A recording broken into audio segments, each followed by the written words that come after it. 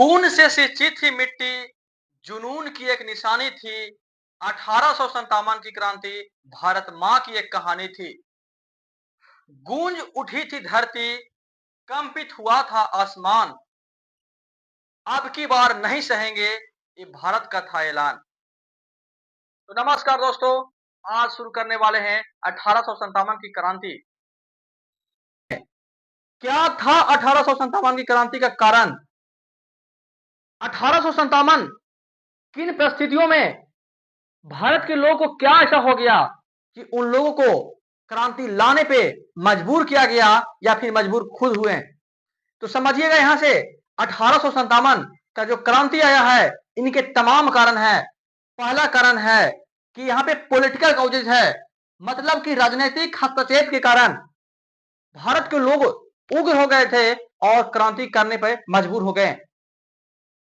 एक व्यक्ति थे जिसका नाम था लॉर्ड ब्लेजली। एक व्यक्ति थे लॉर्ड ब्लेजली। लॉर्ड ब्लेजली लॉर्ड ब्लेजली नाम के एक व्यक्ति थे। वो क्या करते थे, जैसे कि मान लिया जाए कि यहाँ पे 4 राज्य है। राज्य ए हो गया, राज्य बी हो गया, राज्य सी हो गया और राज्य डी हो गया। यहाँ पे आप सब लोग जानते हैं कि जब से भारत में यूरोपीय कंपनियों का आगमन हुआ था, तो अंग्रेज के लोग रॉबर्ट क्लाइव इतना भारत में टैक्स का कलेक्शन किया कि बंगाल में भूखमरी ला दिया था। और उसको सोल्व करने के लिए 1773 का रेगुलेटिंग एक्ट आया था। ईस्ट इंडिया कंपनी के लोग थे, वो मानने से इनकार कर दिया कि नहीं, हम छुपा रुस्तम ही सही, लेकिन टैक्स तो ज्यादा मात्रा में लेंगे ही लेंगे। तो अब भारत के लोग, बंगाल के लोग उग्र हो चुके थे। अब वो फूट फूट कर जी रहे थे कि अब कुछ तो करना पड़ेगा। तो वो टाइम, वो समय यहां पे आता है। लॉर्ड ब्लेजली ने क्या किया, इन 4 राज्यों को, राज्य ए को, राज्य बी को, राज्य सी और राज्य डी को आकर बोलता है कि तुम सभी लोग अपनी सेनाओं को मजबूत क्यों नहीं करते? तो चारों राज्य मिलकर बोलता है, कैसे करूं मैं अपनी सारी सेनाओं को मजबूत? तो लॉर्ड ब्लेजली कहता है कि मैं एक लाया हूं सहायक संधि। क्या लाया हूं? सहायक सहायक संधि नीति। सहायक संधि सहायक संधि लाया हूं। इसका काम है कि हर एक राज्य के सेनाओं को मजबूत करना। तो लॉर्ड ब्लेजली ने राज्य ए को कहा कि ऐसा बात है, तुम अपनी सारी सेनाओं को इस सहायक संधि में डाल दो। खर्चा होगा आप तुम्हारे सैनिक के ऊपर, खर्चा भी दे देना, तुम्हारा काम बन जाएगा। तो कहा ठीक है, दे देंगे। तो राज्य ए ने सहायक संधि में अपने सारे सैनिकों को डाल दिया और जो भी सैनिक के ऊपर खर्च होते थे, सहायक संधि का जो ऑपरेटर होता था उसको पे करते थे। उसी प्रकार से राज्य बी को भी वही बात कहा, उसी बात का प्रलोभन दिया कि अपनी सेनाओं को मजबूत क्यों नहीं करते, आप सारी सेनाओं को हमारे पास दीजिए। राज्य बी भी दे दिया, राज्य सी भी दे दिया। अब ले रहा था सभी को, लेकिन दे नहीं रहा था। अब लोग, राज्य ए कहा कि भाई, अब इतना दिन से तुम्हें मैं अपनी सारी सेनाओं को दे रखा हूं, अब टाइम आ चुका है, आप अपनी सारी सेनाओं को दे दें। कहा, लॉर्ड ब्लेजली ने कहा कि मैं तुम्हें तुम्हारी सेनाओं को नहीं दूंगा। तो राज्य ए कहता है कि अगर तुम मेरी सारी सेनाओं को नहीं दोगे, तो जो भी हम अपने राज्य से पैसा तुम लोगों को दे रहे थे, वो पैसा नहीं देंगे। तो यहां से लॉर्ड ब्लेजली कहता है कि पैसा तुम नहीं दोगे, अगर तुम हमसे ज्यादा शक्तिशाली हो तो तुम युद्ध करो। क्या करो? युद्ध करो। अब सोचिए कि राज्य ए के पास जितने भी सेनाएं थी, सारी सेनाओं को कौन ले लिया? सहायक संधि ले लिया। राज्य बी के पास था, कौन ले लिया? सहायक संधि। इसी प्रकार से सारी सेनाओं को, चारों राज्य की सेनाओं को, चारों राज्य की सेनाओं को अपने पास ले लिया और राज्य को खाली कर दिया। और अंग्रेज अपने आप को पहलवान बनाए, मुस्तंड बनाए, मजबूत बनाए। इस प्रकार से भारत के लोग कूद रहे थे। ये था सहायक संधि नीति। और इसी में एक आता है डॉक्ट्राइन ऑफ लैप्स, राज्य हड़प नीति। किसने लाया था? लॉर्ड डलहौजी लाया था। लॉर्ड डलहौजी ने राज्य हड़प नीति, वो क्या किया था कि मान ले जाए कि कोई राजा का अपना बेटा है तो उस गद्दी पे बैठ जाएगा, लेकिन अगर उस राजा का अपनी वाइफ है, अपनी बेटी है, तो वो उस गद्दी पे नहीं बैठेगा और उसे ब्रिटिश साम्राज्य में मिला लिया जाएगा। की मदद से, राजनीतिक कारण की मदद से अंग्रेजों ने अपनी शक्ति को बढ़ाया। अब समझते हैं यहाँ पे इकोनॉमिकल कॉजेज, आर्थिक कारण क्या रहा कि भारत के लोग और उग्र हो चुके थे। आर्थिक कारण यह रहा कि भारत के ऊपर, भारत के लोगों के ऊपर अत्यधिक मात्रा में टैक्स का कलेक्शन और किसानों के ऊपर विभिन्न विभिन्न प्रकार के टैक्स का प्रयोग करते थे कि आज तुम्हारे ऊपर इस टैक्स का प्रयोग किया गया है, अगला दिन अगले टैक्स का प्रयोग किया जाएगा, जिसमें से परमानेंट सेटलमेंट, अस्थायी बंदोबस्त, जो लॉर्ड कॉर्नवालिस 1793 में लाया था, दूसरा है रैयतबारी, तीसरा है महलबारी, और सूदखोरों के द्वारा किसानों का शोषण किया जा रहा था। अब समझिएगा ये क्या है, ये परमानेंट सेटलमेंट क्या है। अब मान लिया जाए कि कोई गांव है, ठीक है, कोई पे जमींदार है, जमींदार है और यहाँ पे अंग्रेज है। देखिए जो अंग्रेज रखता था 1/11 का शेयर रखता था। कितना का? 1/11 का शेयर रखता था। कोई गांव से 11 रुपया आया, अब उस पैसा को तसलेगा कौन? जमींदार तसलेगा। और जब 11 रुपया आया तो 1 रुपया जो है, 1 रुपया जमींदार अपने पास रखेगा और 10 रुपया कौन लेगा? ब्रिटिश लेगा। यानी कि ब्रिटिश को 10 रुपया हमेशा चाहिए ही चाहिए। अब मान लिया जाए, मान लीजिए कि 9 रुपया आया, अब ब्रिटिश को चाहिए कितना? 10 रुपया। कितना चाहिए? 10 रुपया।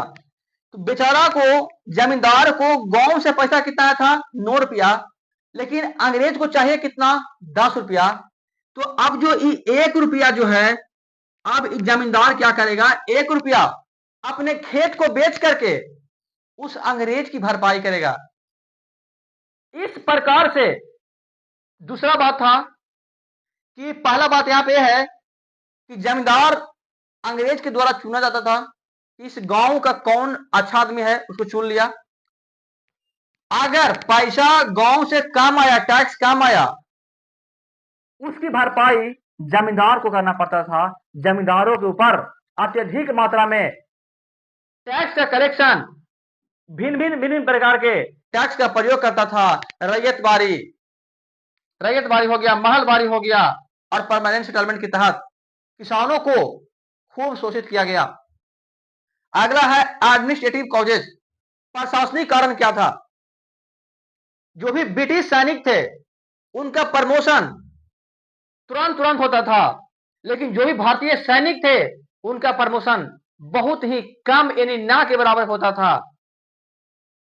दूसरा बात है कि ब्रिटिश सैनिक का जो सैलरी था ज्यादा था और भारत के सैनिक का सैलरी बहुत कम देता था, और भारतीय लोगों से ज्यादा काम करवाता था, भारतीय सैनिक से ज्यादा काम करवाता था, और अंग्रेज जो सैनिक था, ब्रिटिश सैनिक था, उन लोगों से कम काम और ज्यादा पैसा देता था। तो यहाँ पे भेदभाव है, राइट टू इक्वालिटी, समानता का अधिकार। यहाँ पे किसी प्रकार के नाम का कोई चीज ही नहीं है। अंग्रेज भारत के लोग कूद रहे थे। अगला है यहाँ पे सोशल एंड रिलीजियस कॉजेज, सामाजिक कार्यों में दखल अंदाजी करता था अंग्रेज कि तुम्हें इस धर्म को नहीं पालन करना है, तुम इस धर्म को नहीं मान सकते हो, तुम पूजा पाठ नहीं कर सकते हो। 1813 का चार्टर एक्ट में यह छूट दिया गया कि नहीं, आप सभी लोग जो भी धर्म को मानना चाहते हैं मान सकते हैं, अपने धर्म के बारे में प्रचार प्रसार कर सकते हैं।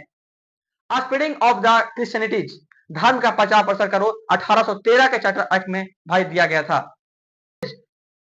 यहाँ पे बता चुके हैं कि सैनिकों के बीच में मतभेद किया जाता था कि हाँ ये ब्रिटिश सैनिक है, इसका प्रमोशन जल्दी करो, ब्रिटिश सैनिक है इसका सैलरी ज्यादा दो, और ये भारतीय सैनिक है इसका सैलरी कम दो और इसे ज्यादा काम करवाओ।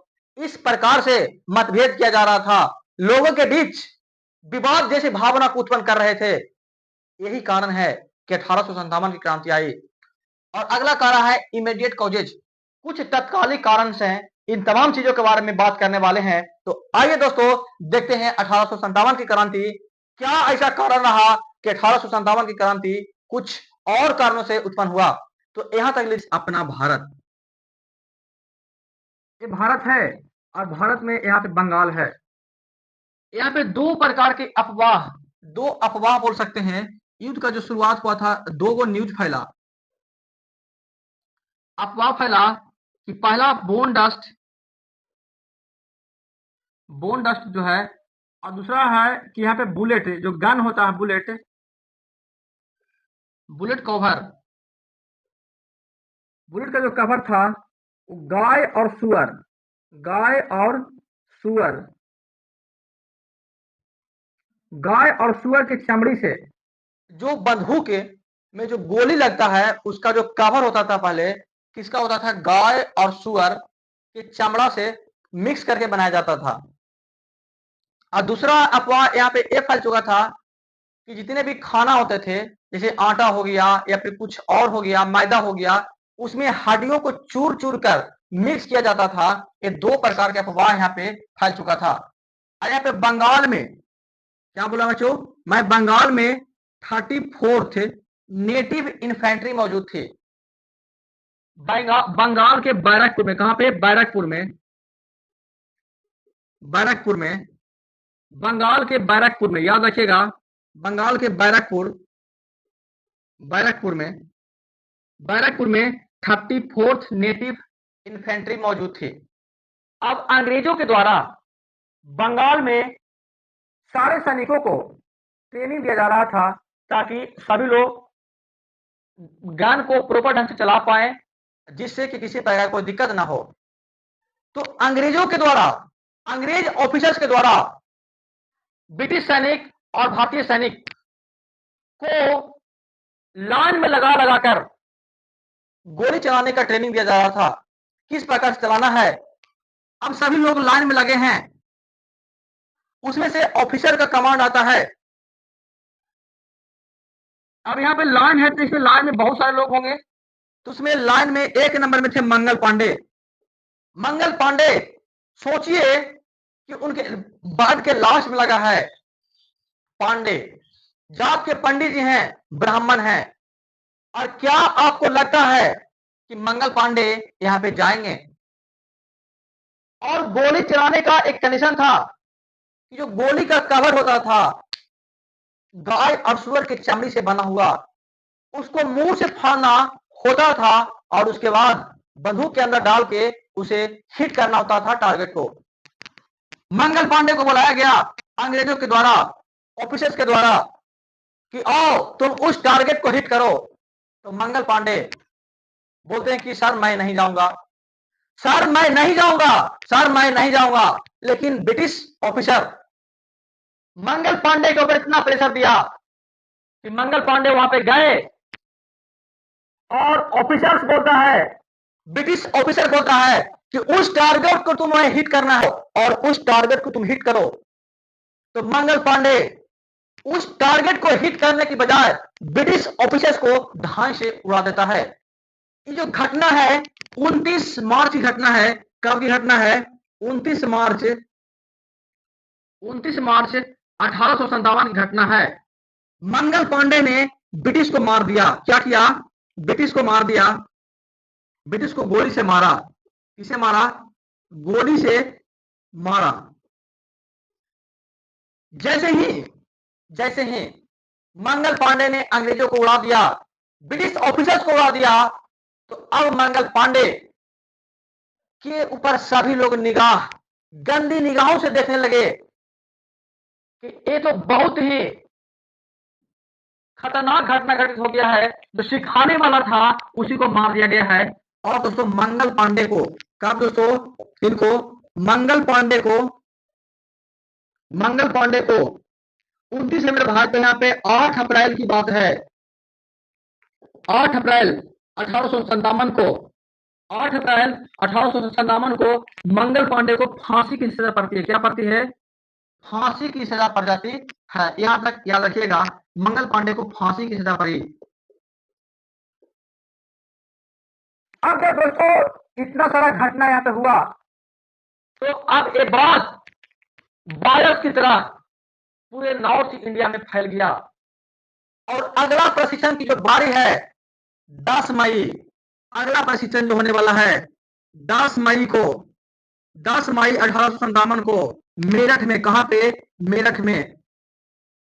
अब मेरठ के सारे लोग जानते थे कि मंगल पांडे ने अपनी जान से खेला था। हम सभी लोग भारत के निवासी हैं और मंगल पांडे की तरह जिएंगे, उन्हीं की तरह, उन्हीं के शान पे हम लोग चलेंगे। मंगल पांडे ने अपनी जान से खेला था, मैं भी अपनी जान से खेलूंगा।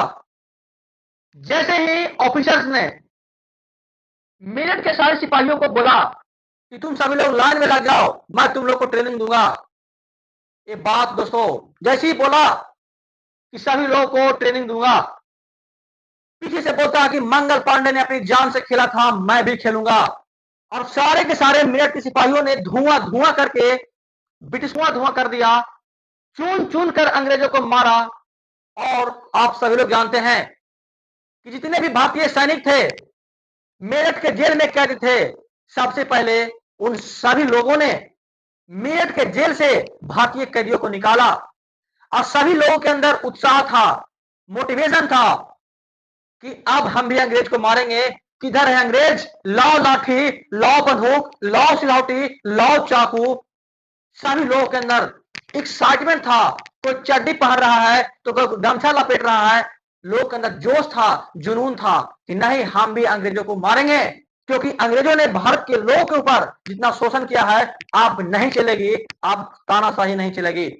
युद्ध ब्रिटिश ऑफिसर और सैनिकों के बीच में हुआ है, सिपाहियों के बीच में हुआ है, इसीलिए इसे 1857 की क्रांति को सिपाही विद्रोह के नाम से जाना जाता है। अब जब मेरठ के जेल से सारे कैदी को भारतीय सैनिक ने निकाला तो इंडियंस और इंडियन सैनिक ने मिलकर और अत्यधिक मात्रा में सभी लोग खोज रहे थे कि कहां है अंग्रेज, कहां है अब अंग्रेज। तो ब्रिटिश और इंडियंस के बीच में जो युद्ध स्टार्ट होता है, कहां कहां पे? दिल्ली में होता है। दिल्ली, मथुरा, कानपुर, लखनऊ, फैजाबाद, इन तमाम क्षेत्रों में युद्ध स्टार्ट हो जाता है। और सभी लोग 11 मई की बात है दोस्तों, 11 मई 1857 को सभी लोग दिल्ली पहुंचते हैं। दिल्ली पहुंचते हैं और दिल्ली के रेड फोर्ट पहुंचकर सभी लोग इकट्ठा हो जाते हैं, आपस में बातचीत करते हैं और युद्ध करना, बहुत अत्यधिक मात्रा में युद्ध चलता है। आप लोग लिखिए यहां तक। भारतीय सैनिक दिल्ली जाते हैं तो दिल्ली के लोग शांत थे, उन लोग कुछ पता नहीं था। जो पिछले दिन यूरोपीय अधिकारी ब्रिटिश ऑफिसर्स को रगेद रगेद कर भारतीय सैनिकों ने मारा था और टोल हाउस में जमुना नदी को पार किया और पार करने के बाद टोल हाउस में आग लगा दिया। और दोस्तों उसके बाद टोल हाउस में आग इसलिए लगाया था ताकि सभी लोग जान सके कि क्या हुआ, इतना हरदंग का कारण क्या है। तो इन तमाम चीजों के बारे में यहाँ पे जैसी जाता है, वहां पे टोल हाउस में आग लगाया और उसके बाद रेड फोर्ट की ओर, लाल किले की ओर सभी लोग गए और बहादुर शाह जफर को दिल्ली में शहंशाह डिक्लेयर कर दिया गया कि तुम ही हो वो शहंशाह जो इन सारे यूरोपियों को ललकार करके मार सकते हो। दिल्ली में बहादुर शाह जफर को शहंशाह डिक्लेयर किया गया। जो क्रांति का नेता, कौन कौन वो लोग हैं जो अपने इलाके से 1857 की क्रांति को लीड कर रहे हैं? नेतृत्व में 1857 की क्रांति चलाया जा रहा है, इस क्रांति को नेतृत्व करवा रहे हैं। देखिए यहाँ पे कानपुर से लड़ रहे हैं नाना साहब, लखनऊ से लड़ रहे हैं बेगम हजरत, बरेली से खान बहादुर जो कि रोहिलखंड के एक जमींदार थे। अगला है बिहार से, हमारा बिहार अपना राज्य बिहार, बिहार से लड़ रहे हैं वीर कुंवर सिंह जो कि एक जगदीशपुर के जमींदार थे।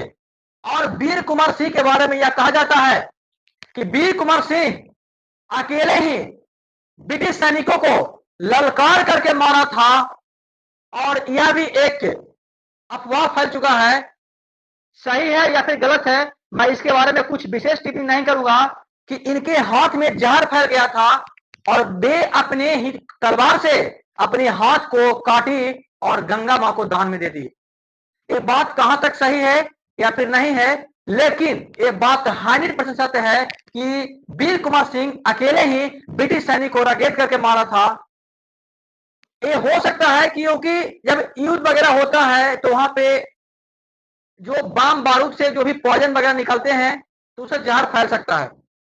और जब जहर फैला तो ना इन्होंने और देखा ना तब देखा, अपने खुद तलवार से हाथ को काटा और गंगा माँ को दान में दे दी। जय हो गंगा माई।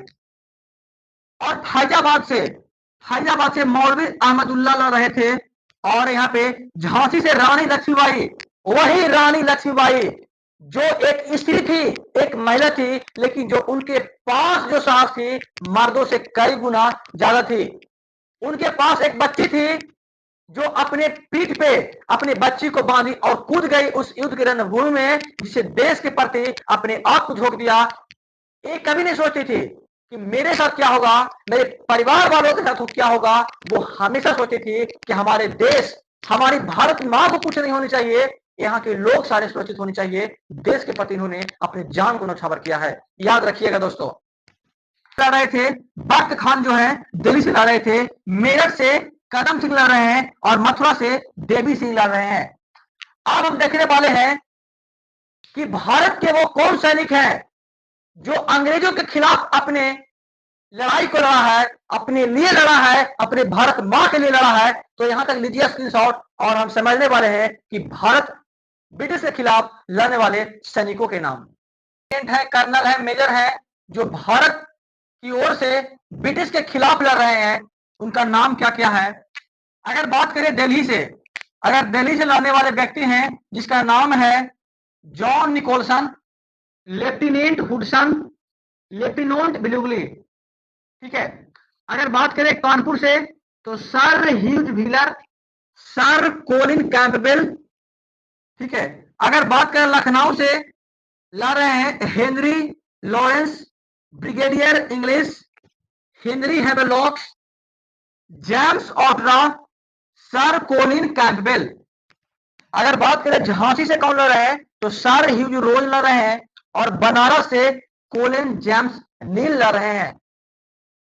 दोस्तों अब फाइनली बात आता है इंपैक्ट कि 1857 की क्रांति कि इस इलाका से वो लड़ रहे थे और इतने सारे सैनिकों ने अपने देश की ओर से ब्रिटिश के खिलाफ लड़ रहा था।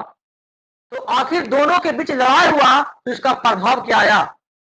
दोस्तों देखिए 1857 की क्रांति का इंपैक्ट जो प्रभाव पड़ा है, इसमें देश के कुछ गद्दार लोग जो हमारे देश के प्रति समर्थन नहीं किए, यानी बोल सकते हैं आप देश में तालमेल, एकता की कमी थी।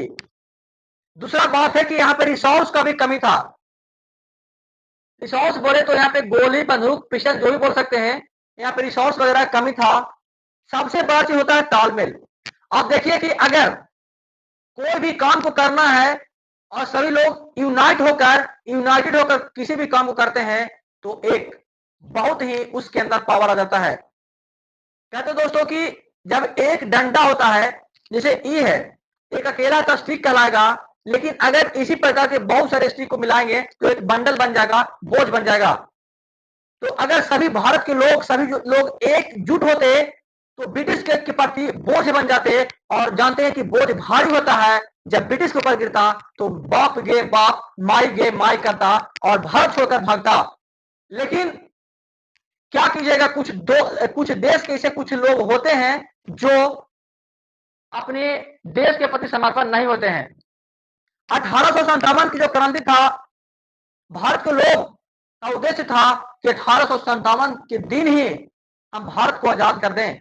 लेकिन अंग्रेजों ने भारत को डिफीट किया, भारत के लोग को हरा दिया, क्योंकि जानते हैं तालमेल का कमी, रिसोर्सेस की कमी और बहुत सारे बातें से। ठीक है दोस्तों, हाँ वेरी गुड। और हम इसमें कहा गया कि देखिए भारत में ईस्ट इंडिया कंपनी के लोग भारत में आकर व्यापार कर रहे थे। व्यापार ही नहीं बल्कि भारत के लोगों का शोषण भी कर रहा था, शासन भी भारत के ऊपर कर रहा था। तो जब इतना युद्ध वगैरह हुआ तो भारत के लोग एक तो हार गए और दूसरा था कि पहले से पूरा कुहन रहे थे, घुट घुट कर जी रहे थे। तो अब ईस्ट इंडिया कंपनी के लोगों को कहा, एक व्यापार कर रहा था और दूसरा शासन कर रहा था, शासन। तो भारत के लोगों ने ईस्ट इंडिया कंपनी के लोगों को कहा कि भाई तुम सिर्फ व्यापार ही करो, शासन जो है ब्रिटिश गवर्नमेंट करेगी। अब जब ये बात भारतीयों ने ईस्ट इंडिया कंपनी के लोगों को बोला कि व्यापार ही तुम सिर्फ करो, शासन ब्रिटिश गवर्नमेंट करेगा, इसी को बोलते हैं ब्रिटिश क्राउन। क्या बोलते हैं? British crown, British crown, British crown. दोस्तों मैं उम्मीद करता हूं कि वीडियो समझ में आप लोग आया होगा, और आया होगा तो प्लीज चैनल को सब्सक्राइब जरूर कीजिएगा और वीडियो को इतना फैलाइए कि सभी लोग, हमारे देश के सभी लोग जागरूक हो सकें। जय हिंद, जय भारत, वंदे मातरम दोस्तों।